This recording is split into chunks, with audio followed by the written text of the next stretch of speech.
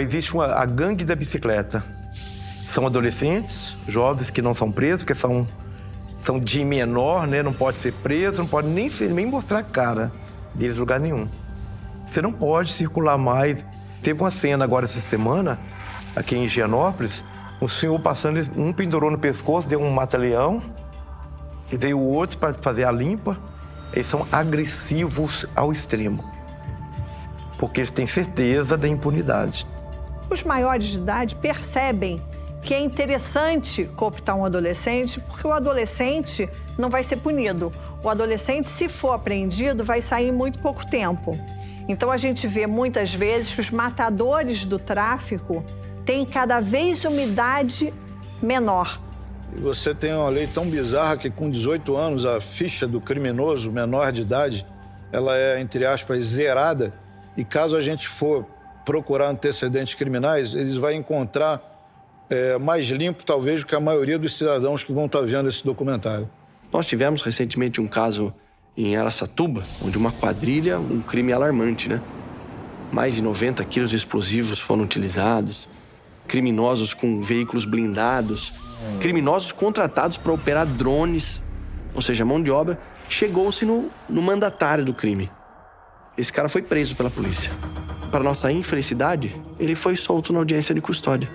Toda vez que alguém comete um crime e é pego pela polícia, é levado para uma delegacia. O delegado registra o flagrante e encaminha o caso para o juiz. Desde que a audiência de custódia foi criada, existe um prazo de 24 horas para que isso aconteça. Isso serve para agilizar uma justiça que é bastante lenta. O problema está nos números. Mais de 40% dos presos são libertados na audiência de custódia. Ela é uma audiência que ela está abarcada naquele conceito do garantismo hiperbólico monocular.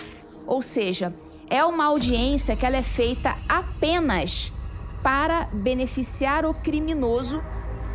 Acusados de matar um sargento da polícia foram liberados depois de uma audiência de custódia. Foi uma resposta tão rápida do sistema que a gente achava que a justiça ia continuar com eles presos.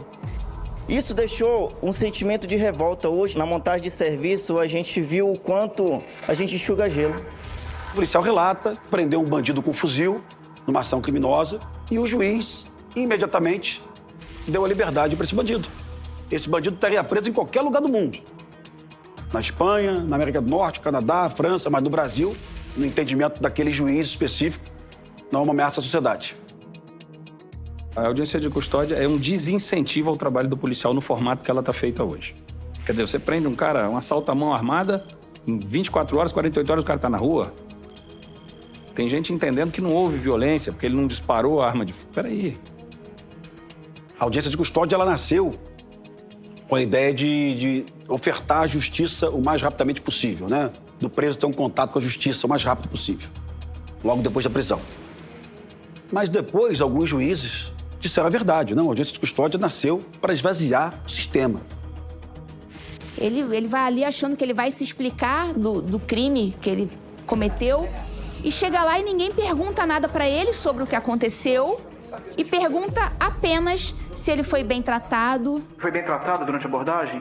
O tratamento que o senhor recebeu da equipe que fez a abordagem no momento da sua prisão?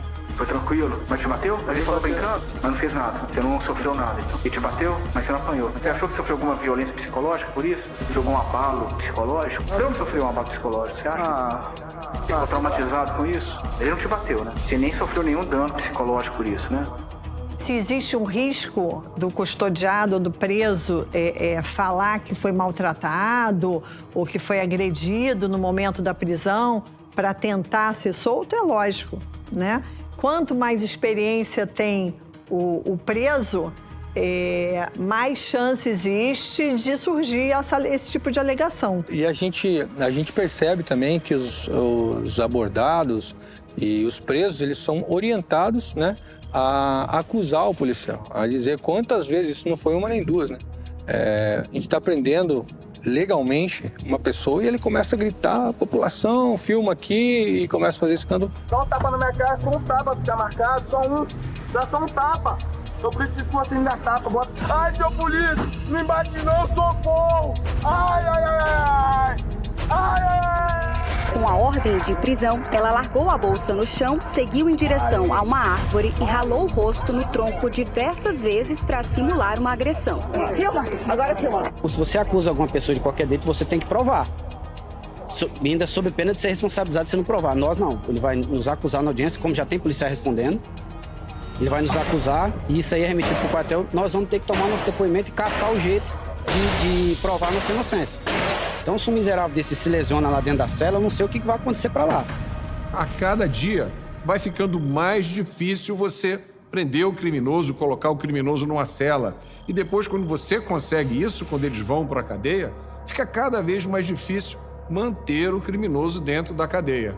Daqui a pouco só está faltando mesmo abrir a porta da cadeia e mandar todo mundo para casa. O problema é a prisão. Se o problema é a prisão, a resolução passa necessariamente pelo desencarceramento. Nós precisamos pensar em medidas de desencarceramento em massa. Qualquer outra iniciativa será inútil, porque o problema é a prisão. Sinceramente, a pena é o ato de poder mais violento que é possível imaginar.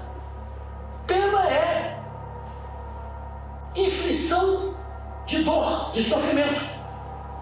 Medida e autorizada, mas é inflição de dor e sofrimento. A pena duplica o sofrimento, já houve sofrimento, ele vai duplicar. Mas a prisão é a restrição física de uma pessoa em razão do mal cometido anterior. Inclusive, existe uma frase no direito que o mal do crime é respondido com o mal da pena ou o mal da prisão. De fato, ele vai causar sofrimento controlado.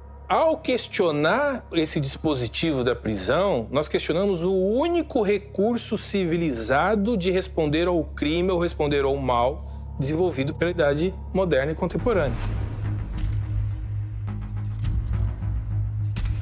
Entre Lobos 2026, o Brasil deixou a porta aberta para o crime. E você vai entender como e por quê.